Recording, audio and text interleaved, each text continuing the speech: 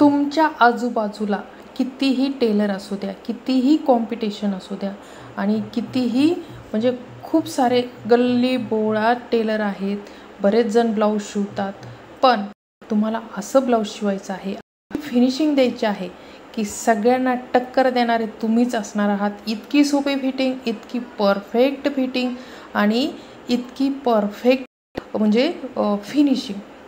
हा व्हिडिओ पाहून नक्कीच तुम्हाला तुमचे जी फिटिंग आहे किंवा फिनिशिंग आहे त्यामध्ये सुधारणा होणार आहे. तर असं ब्लाऊज शिवायचं, अशी फिटिंग द्यायची की सगळे टेलरकडे न जाता तुमच्याकडं सगळे ब्लाऊज यायला पाहिजेत. अशी फिटिंग आज मी तुम्हाला शिकवणार आहे. एकदम जबरदस्त 25 वर्षाचा अनुभव हा तुमच्यासोबत मी शेअर करणार आहोत. तर पाहू शकता एकदम परफेक्ट अशी फिनिशिंग आहे, आतून बाहेरून सगळीकडून पाहू शकता. अशी ही फिटिंग तुम्हाला द्यायची आहे, अशी फिनिशिंग द्यायची आहे परफेक्ट. तर हा व्हिडिओ तुम्हाला पूर्ण पाहायचा आहे, शेवटपर्यंत पाहायचा आणि परफेक्ट अशी फिटिंग तुम्हाला शिकायची आहे. तर सुरू करणार आहोत आपण. फिटिंगकडे वळूया. तर फिटिंग अशी आहे, तुमचा गळा उतरत असेल, शोल्डर उतरत असेल तर याप्रमाणे तुम्हाला फिटिंग करायची आहे. मागचं आणि पुढचा, मागचा फ्रंट आणि पुढचा फ्रंट एकावर एक परफेक्ट आला पाहिजे. कटोरी अजिबात मागच्यापेक्षा म्हणजे आता पाहू शकता तुम्हाला तर दिसतच असेल, मागचा भाग आणि पुढचा भाग एकदम सेम. शोल्डर जोडल्यावर बऱ्याच जणाचं काय होतं, शोल्डर जोडलं की कटोरी खाली येते, तर तसं न होता मागचा आणि पुढचा परफेक्ट भाग पाहिजे, तरच तुमचं शोल्डर तुमच्या खांद्यावर राहतं, नाही तर वगळतं. ही तुम्हाला लक्षात ठेवायची आहे, महत्त्वाची टिप्स आहे. तर तुम्ही अशी कटिंग करायचं, मागचं आणि पुढचं परफेक्ट यायला पाहिजे. आता पाहू शकता इतकी फिनिशिंग आहे. आता आपण कमरेचं माप काढणार आहोत. तुमचं जे हे कमरेचं माप असेल ते तुम्हाला घ्यायचं आहे. आता मी 8.5 इंच ठेवणार आहे कारण 34 कंबर आहे. आता पाहू शकता जिथं आपण खूण केलेली आहे, जिथून आपण खूण केलेली आहे तिथं तुम्हाला हे ठेवायचं आहे फ्रंट एकदम त्याच्यावरच. आणि पाहू शकता एकदम एकावर एक मागचा पुढचा परफेक्ट असं तुम्हाला कटिंग यायला पाहिजे, तरच तुमचं ब्लाऊज फिनिशिंग एकदम परफेक्ट दिसेल. कटोरी मागचा भाग पुढचा भाग एकदम करेक्ट असणार आहे. तर याप्रमाणे तुम्हाला करायचे आहे परफेक्ट अशी फिटिंग फिनिशिंग सहित.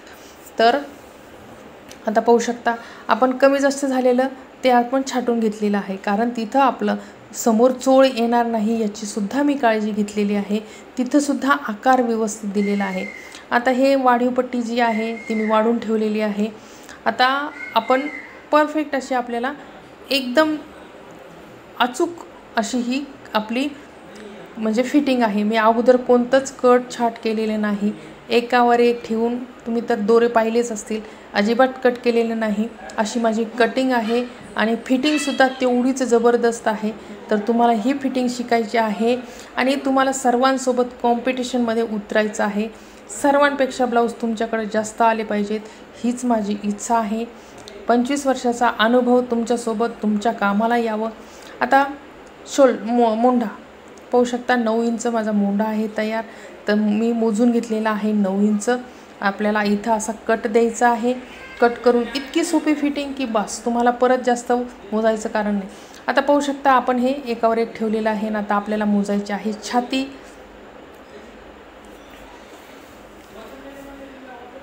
कुठं चोळ घोळ काही नाही, कुठंच घोळ आलेला नाही. अशी ही परफेक्ट आपल्याला फिटिंग शिकायची आहे. तर पाहू शकता एकावर एक मागचं पुढचं सगळं परफेक्ट, काजबटनपट्टी व्यवस्थित, कटोरी व्यवस्थित. आता आपण छाती मोजणार आहोत. तर पाहू शकता आपली छाती आहे 44 इंच. 44नुसार आपल्याला पाहू शकता आलेली आहे परफेक्ट आपली 44. आणि ही लेडीज जी आहे तिने खूप ठिकाणी ब्लाऊज टाकलेले होते, खूप ठिकाणी तिला अजिबात कुठंच ब्लाऊज बसत नव्हतं. तिचं शोल्डर उतरत होतं, तिची छाती मोठी असल्यामुळं समोर येत होती. तर त्याचं सोल्युशन मी काढलेलं आहे. समोरचा गळा मी कमी ठेवलेला आहे, 5.5च कापलेला आहे. बरेच जण तिचा गळा 6.5 असे कापायचे आणि तो सगळा ब्लाऊज खाली उतरायचा. तर ती गलती तुम्ही पण करू नका. जास्त जेवढी मोठी छाती म्हणजे असेल तर गळा कमी ठेवावा लागतं, हे लक्षात ठेवायचं आहे. मापाचा जरी असेल तरी तुम्हाला कमी गळा करायचा आहे, तरच तुमचं ब्लाऊज परफेक्ट बसतं, नाही तर बसत नाही. छाती उघळते, वजनाने खाली येते, तर तुम्हाला समोरचा गळा एकदम कमी ठेवायचा आहे. ही खूप महत्त्वाची ट्रिक्स आहे ब्लाऊज शिवताना. आता आपण घेतलेली आहे बाही लावून शोल्डरपासून सुरुवात केलेली होती आणि याप्रमाणे म्हणजे अजिबात कमी जास्त होत नाही. तर अशी फिटिंग शिकायची, अशी परफेक्ट फिनिशिंग शिकायची. बरेच जण